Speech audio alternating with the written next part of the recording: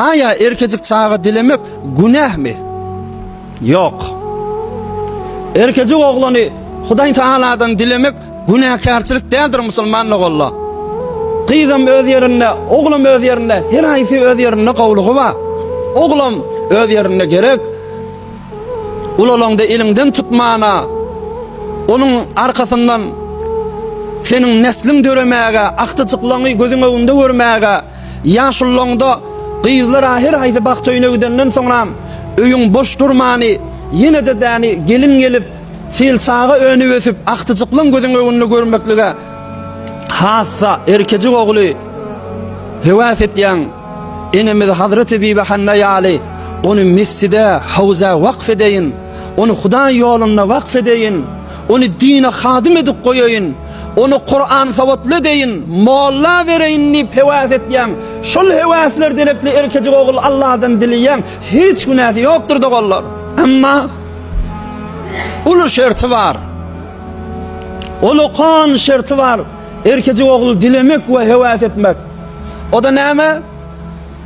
Kıyızlana nifret etmesizlik. Kıyızları yokuş vermesizlik. Oğlu däni hevas edip barşyňa, oğlu Hudaý Taala'dan erkejik oğul bolsun diýip dilep barşyňa kıyızlany däni şükür etmesizlik. El ayagy salym, göz gulagy salym, bir salihy perizatlyňma, bular gözüňe gelmesizlik, gözüňe görünmesizlik, bular Hudaýdan şükür etmesizlik, gıfleti gelmesizlik şerti bilen erkejik oğul diläniň ziýany ýok. O hatta Türkmeniň taryhynda bolup geçipdir. Bir bennäniň bir däne gyzy bolsa, iki gyzy bolsa gawjak at takylýa. Amma üçlenji gyza ogul beg takylýa. Üçlenji gyza ogul gül, ogul baxt.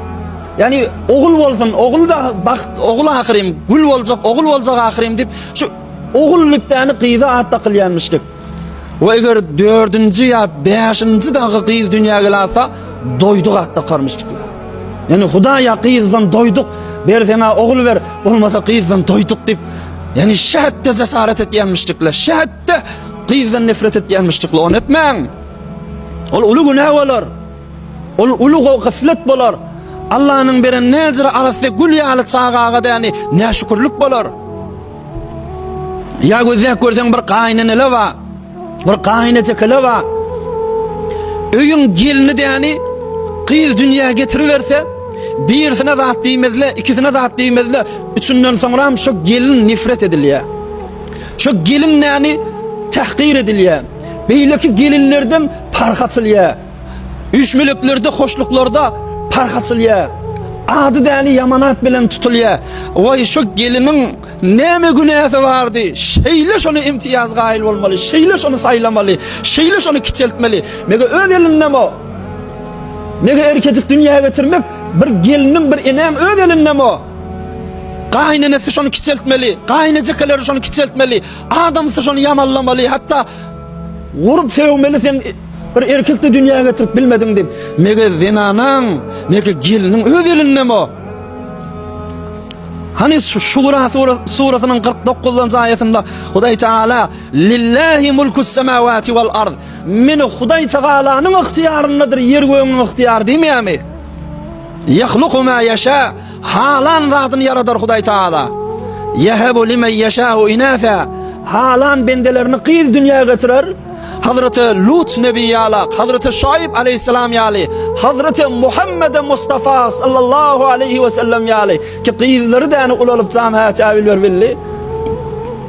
Ve yahabu limen yasha'u zukur ve halan bendelerini erkejik çağı berer. Hazreti İbrahim Halilullah ýaly fakat erkejik çağalar wady, İsmailjan, Ishaqjan. Aw yuzawwijuhum zukrana ve inatha. Ve halan bendelerini hem erkek berer hem gyz çağı berer. Hazreti Adem Safiyullah ýaly, Habil Qabil iqlima Yuza ýaly çağalar berdi. Ve yec'alu men yeşâ'u aqîmâ. Ve halan bendelerini aqîm edip, naza edip, Ovlatsız edip koyar.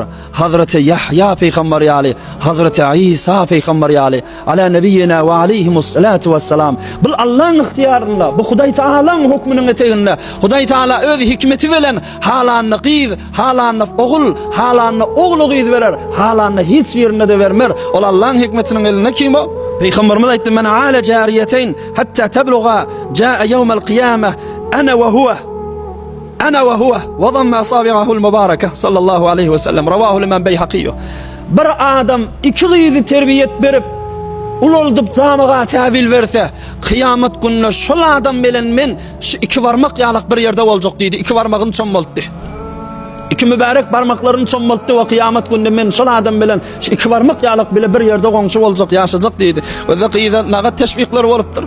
Ey adamlar, kıyızları dünyagelerini kıynanmaň, narahat bolmaň. Mene hayrul beşer, mene rahmetul lil alemin, mene tetimme devru zaman, mene Muhammed Mustafa sallallahu aleyhi ve sellemin kıyızlanma, menem kıyızlan atasy erkejik ogul ilimde kalmadı dipdir Peygamber.